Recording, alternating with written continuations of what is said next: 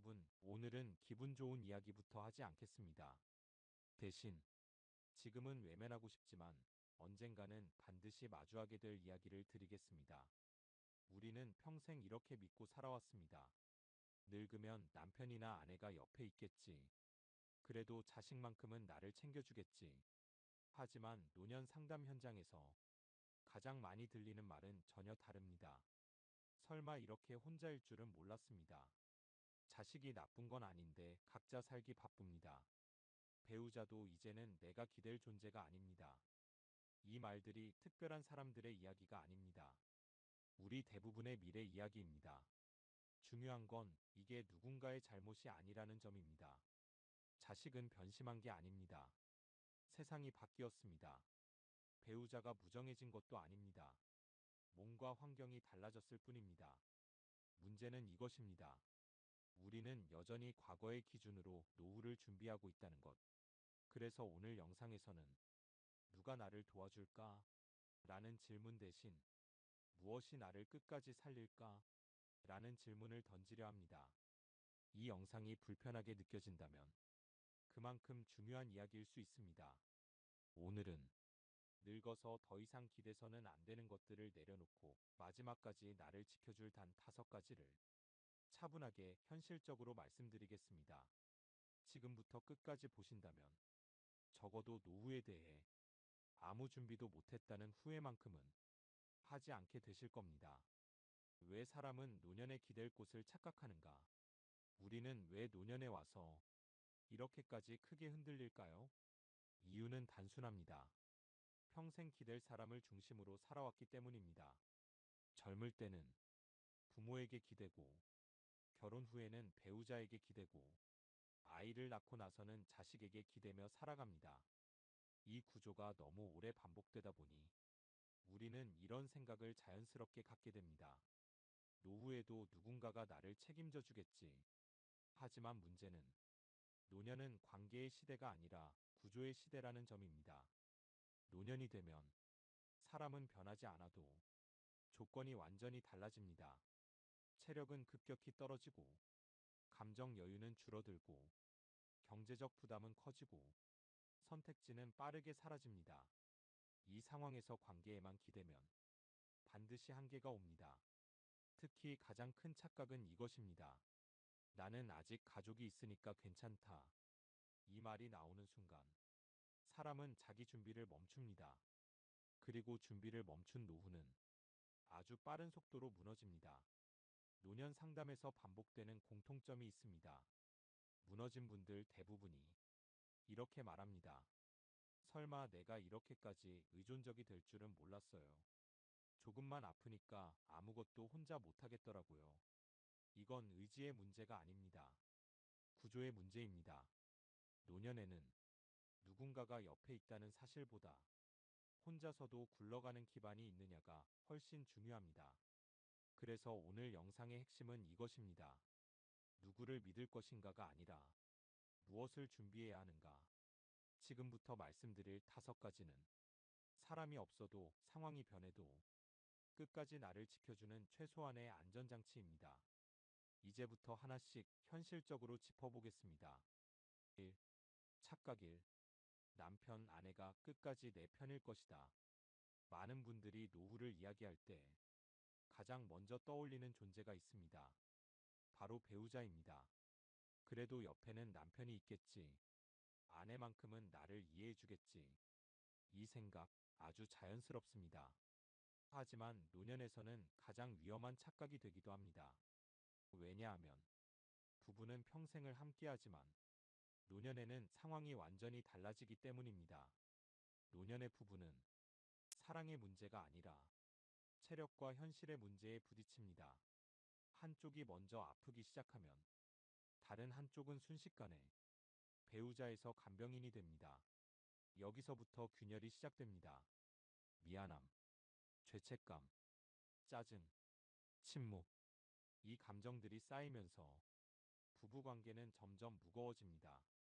상담 현장에서 정말 자주 나오는 말이 있습니다. 사랑이 없는 건 아닌데, 이제는 서로 버거워요. 이 말은 배신이 아닙니다. 현실의 한계입니다. 또 하나 중요한 사실이 있습니다. 배우자는 나와 같은 속도로 늙지 않습니다. 한쪽은 멀쩡한데 한쪽은 갑자기 무너질 수 있습니다. 이때 모든 기대를 배우자에게 걸어두었다면 노후는 한 번에 흔들립니다. 그래서 이 부분에서 꼭 분명히 말씀드리고 싶습니다. 배우자를 믿지 말라는 말이 아닙니다. 사랑하지 말라는 말도 아닙니다. 전부를 걸지 말라는 뜻입니다. 배우자는 함께 걷는 동행자이지 내 인생의 안전벨트는 아닙니다. 노년의 안정은 한 사람에게 기대서 만들어지지 않습니다. 이제부터 필요한 건 사람이 아니라 사람이 없어도 굴러가는 기반입니다. 그래서 다음으로 말씀드릴 것은 배우자보다 더 많은 분들이 마지막까지 믿고 있는 존재, 바로 자식에 대한 이야기입니다. 이 착각이 자식은 결국 부모를 외면하지 않는다. 부모라면 누구나 이 믿음을 완전히 버리기는 어렵습니다. 그래도 자식인데 설마 부모를 모른 척하겠어? 이 말 속에는 사랑과 기대가 함께 들어 있습니다. 하지만 노년의 현실에서는 이 기대가 가장 큰 상처가 되기도 합니다. 중요한 사실부터 분명히 말씀드리겠습니다. 요즘 자식들은 부모를 버리지 않습니다. 다만 부모를 책임질 수 없는 구조에 놓여 있을 뿐입니다. 지금의 작년 자녀 세대는 부모 세대와 전혀 다른 환경에서 살고 있습니다. 맞벌이가 기본이고 집값과 대출 부담이 크고 자기 노후 준비도 벅차며 아이까지 키우고 있습니다. 이런 상황에서 부모의 노후까지 책임지라는 건 현실적으로 불가능한 경우가 많습니다. 그래서 자식은 도와주고 싶어도 자주 충분히는 어렵습니다. 이때 부모 마음속에서는 이런 생각이 생깁니다. 예전에는 잘 오더니 요즘은 뜸하네. 전화 한 통도 먼저 안 하네. 이 감정이 쌓이면 노후의 외로움은 배로 커집니다. 상담 현장에서 가장 가슴 아픈 장면은 이것입니다. 자식은 최선을 다했다고 말하고 부모는 버림받았다고 느낍니다. 누가 잘못한 걸까요? 아무도 아닙니다. 문제는 기대의 방향이었습니다. 노년기에 자식에게 가장 많이 기대는 순간은 바로 이때입니다. 몸이 아플 때, 돈이 급해질 때, 결정해야 할 일이 생겼을 때. 하지만 이 세 가지를 자식에게 맡기기 시작하면 노후의 주도권은 점점 사라집니다. 그래서 이 부분에서 꼭 기억하셔야 할 말이 있습니다. 자식은 의지의 대상이 아니라 관계의 대상입니다. 사랑은 나눌 수 있지만 노후의 책임까지 넘길 수는 없습니다. 자식에게 가장 좋은 노후는 부모가 스스로 서 있는 모습입니다. 그래야 도와줄 때도 기쁘게 도울 수 있습니다. 이제 여기까지 들으셨다면 이런 생각이 드실 겁니다. 그럼 도대체 나는 무엇을 붙잡고 살아야 합니까?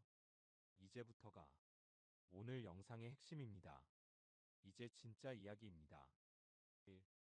혼자서도 굴러가는 생활 루틴. 노년을 무너뜨리는 건 큰 병이나 큰 사건이 아닙니다.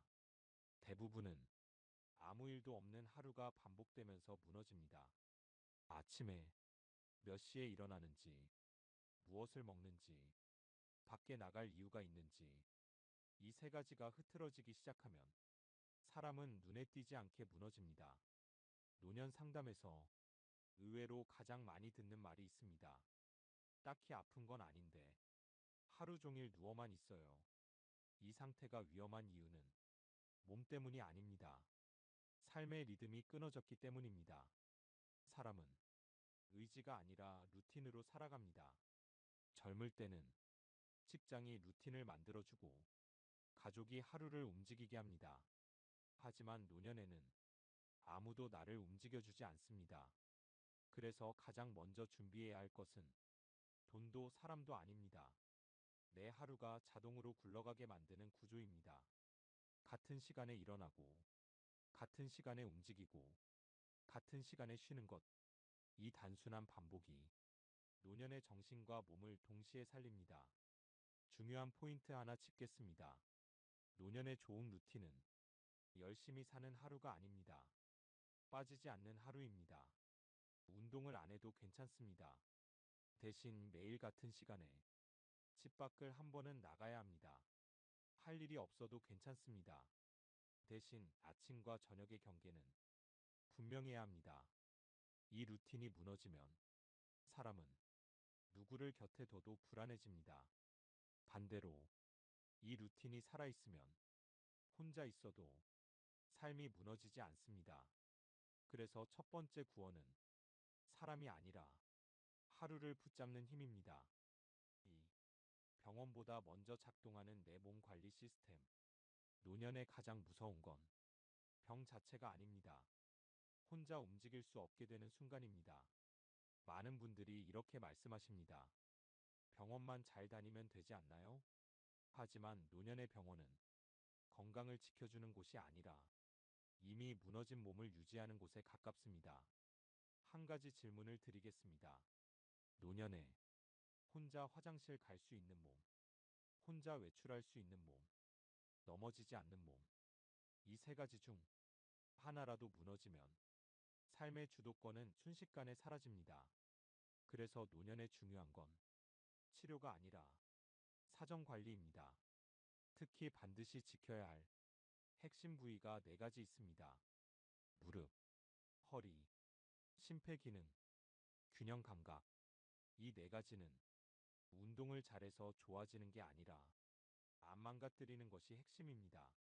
노년 건강에서 가장 위험한 착각은 이것입니다. 아직 괜찮으니까 조금 무리해도 된다. 이 조금이 쌓이면 어느 날 갑자기 일상이 끊깁니다. 중요한 기준을 하나 드리겠습니다. 노년의 좋은 운동은 힘든 운동이 아니라 빠지지 않는 움직임입니다. 하루 30분 격한 운동보다 하루 10분 매일 하는 움직임이 훨씬 강력합니다.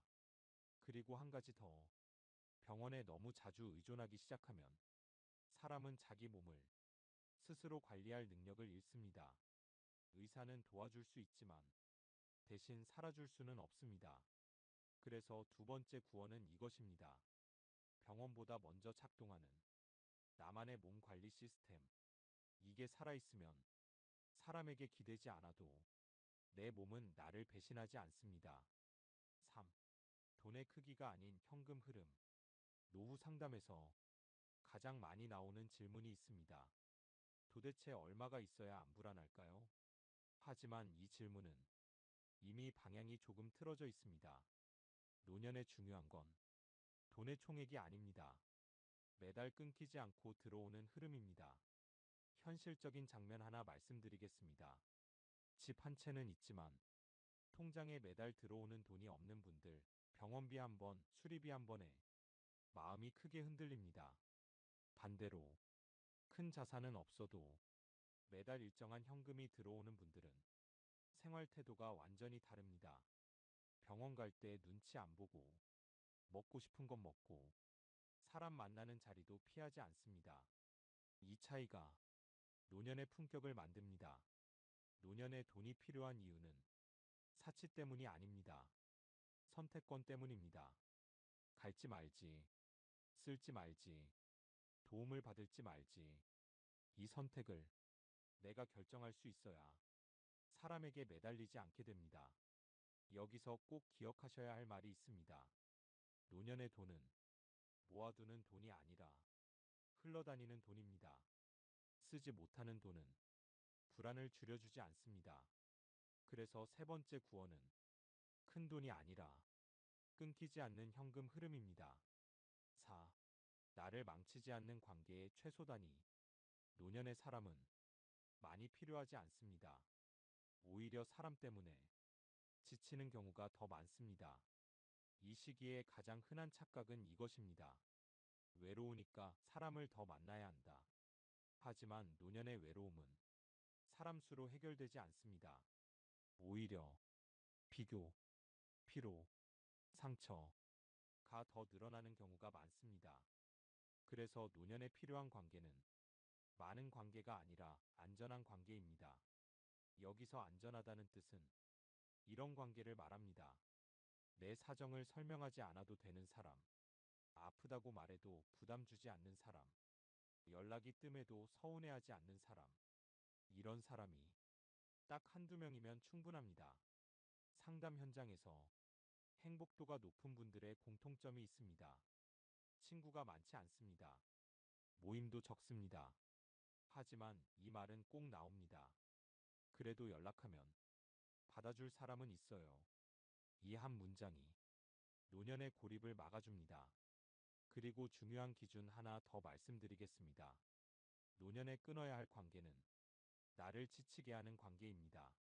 만나고 오면 피곤한 사람, 계속 비교하게 만드는 사람, 내 상황을 평가하는 사람. 이 관계는 외로움보다 더 큰 상처를 남깁니다. 그래서 네 번째 구원은 이것입니다. 관계를 늘리는 능력이 아니라 관계를 선별하는 용기. 이 용기가 있어야 노년이 가벼워집니다. 5. 스스로를 존중하는 태도. 노년을 가장 빨리 무너뜨리는 것은 외로움도 가난도 아닙니다. 스스로를 하찮게 여기는 마음입니다. 이런 말 입 밖으로는 안 해도 마음속에서는 자주 떠오릅니다. 이제 나는 쓸모없다. 아이들한테 패만 된다. 아프면 조용히 있어야지. 이 생각이 자리 잡는 순간 사람은 스스로를 삶의 중심에서 밀어냅니다. 그리고 그때부터 사람도 세상도 그를 그렇게 대하기 시작합니다. 노년에도 변하지 않는 진실이 하나 있습니다. 나를 존중하지 않으면 아무도 나를 존중해주지 않습니다. 존중은 젊을 때의 성취에서 나오는 게 아닙니다. 오늘 하루를 어떻게 보내는지, 내 몸을 어떻게 다루는지, 내 시간을 어떻게 쓰는지, 이 태도에서 나옵니다. 그래서 노년의 가장 중요한 선택은 이것입니다. 나는 아직 내 인생의 주인인가? 이 질문에 그렇다고 말할 수 있다면 사람이 없어도 삶은 무너지지 않습니다. 이 태도가 마지막까지 당신을 지켜줍니다. 클로징. 오늘 이야기 정리하겠습니다. 늙어서 기댈 곳은 남편도 아내도 자식도 아닙니다. 혼자서도 굴러가는 하루, 스스로 관리되는 몸, 끊기지 않는 현금 흐름, 안전한 최소 관계, 그리고 나를 존중하는 태도. 이 다섯 가지가 당신을 끝까지 살립니다. 준비는 언젠가가 아니라 지금입니다. 지금이 가장 빠른 시점입니다.